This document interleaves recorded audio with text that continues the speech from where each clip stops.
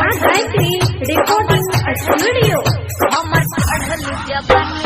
DJ Sanjay रे छोरा क्या करो से छिए नहीं हम कम रे छोरा क्या करो से छिए नहीं हम कम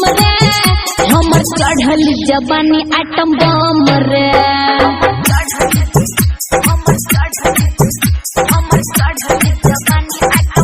कते पावर छो देखबो आई हम रे हमर चढ़ल जवानी आइटम बम रे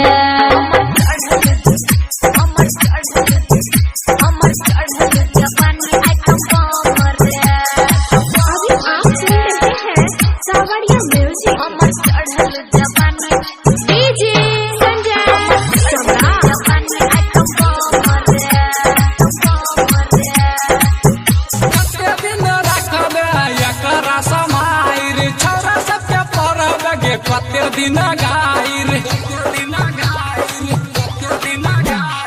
कते दिन रखबे एकरा समाइर छोरा सबके पढ़ा लगे कते दिन गाइर रे पाछू हट तोरा नहीं छौ दम रे पाछू हट तोरा नहीं छौ दम रे हमर चढ़ल जवानी आइटम बम रे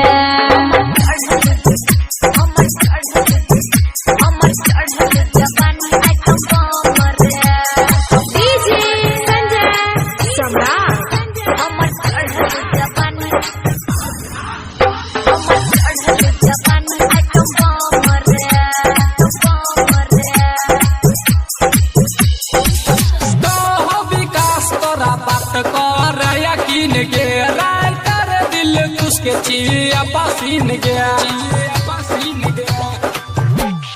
तो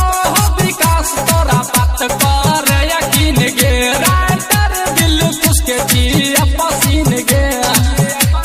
रिया नहीं छै क्या करो से कम रे रिया नहीं छै क्या करो से कम रे हमर चढ़ल जवानी आइटम बम रे